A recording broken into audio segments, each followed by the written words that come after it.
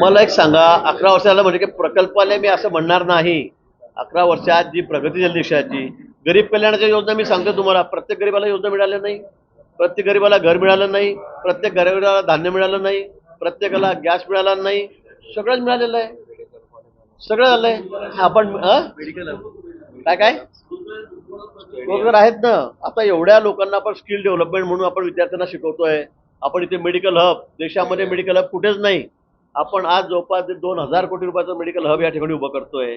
आपण 251 कोटी रुपयाचं स्टेडियम आणलं, त्याचं उद्घाटन म्हणजे भूमिपूजन उद्या परवा काल परवा होतंच साहेबांच्या हातून. पण 20 तारखेला मला वाटतं अमित भाई असल्यामुळे धरणगावचा कार्यक्रम आठवून ते लगेच निघणार आहेत, बाकी काही रद्द झालेत आहे ना. आपण मी ज्या या योजना सांगितल्या या 100% लोकांसाठी आहेत. काय घर काय फक्त दुसरीकडे कुठे राज्यात भेटलं आपल्याकडे मिळालं नाही का? आहेत त्या सगळ्या योजना. आणि म्हणून गरीब कल्याणाच्या अनेक योजना, गॅस 100% लोकांना मिळालेत. आपण बघा, गरीब माणूस कसा त्याचा आर्थिक स्तर उंचावेल यासाठी हा प्रयत्न आहे. 1500 रुपये सगळ्या आमच्या भगिनींना, लाखो भगिनींना जिल्ह्यातही मिळत आहेत की नाही. शेतकऱ्यांना सगळ्यांच्या खिशामध्ये 12,000 रुपये त्या ठिकाणी अकाउंटमध्ये जात आहेत. ही वस्तुस्थिती आहे. भ्रष्टाचार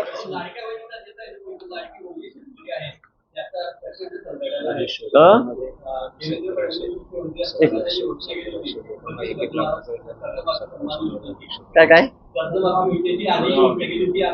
हे बघा, सगळ्या गोष्टींवर कर्जमाफी हेच उत्तर आहे का? आपण त्यांचा आर्थिक स्तर कसा उंचावेल. आता आपण जवळपास किती जणांना आपण 1-1 लाख रुपये आता आपण विश्वकर्मा योजनेतून, आता तुम्ही समाजातला प्रत्येक घटक बघा,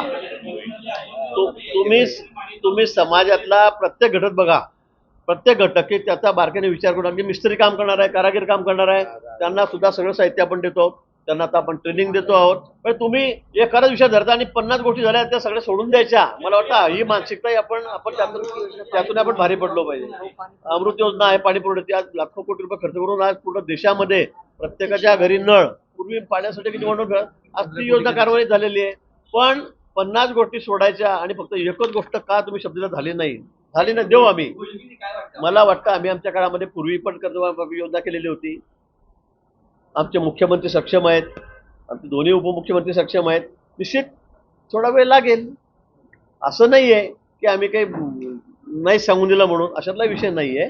पण मला असं वाटतं की इतक्या योजना होत असताना, इतक्या योजना होत आहेत, इतक्या योजना गरीबपर्यंत चालल्या आहेत. यापूर्वी आपण एक कार्यकाळ बघितला 2014 पूर्वीचा, काय इन्फ्रास्ट्रक्चर होतं, काय रस्ते होते तुम्ही मला सांगा. आज तुम्ही इंदोरला जा, आज तुम्ही इकडे मुंबईला धुळ्याकडून जा, चाळीसगावकडून जा, तुम्ही पुण्याला जा, तुम्ही इकडे नागपूरला जा, आज काय परिस्थिती आहे इन्फ्रास्ट्रक्चरची.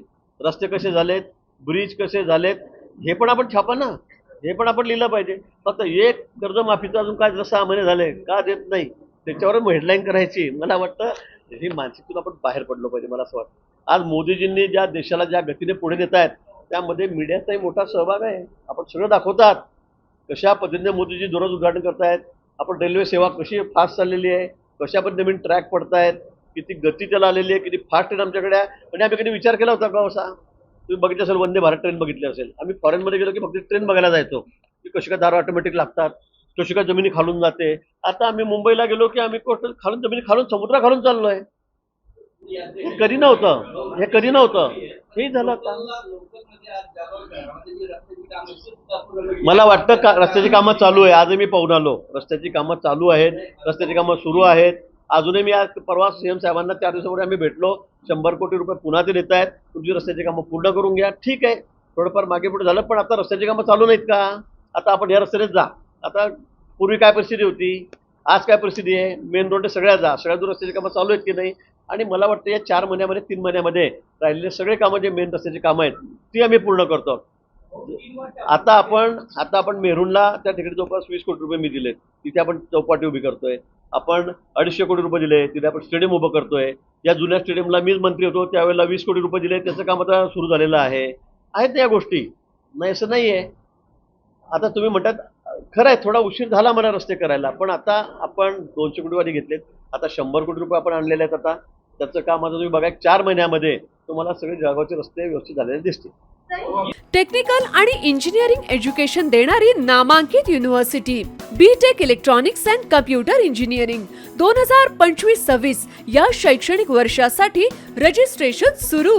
पात्रता गणित विषयासहित इयत्ता 12वी उत्तीर्ण. प्रत्यक्ष इंजिनियर्स कडून टेक्निकल आणि इंजिनिअरिंग शिक्षण.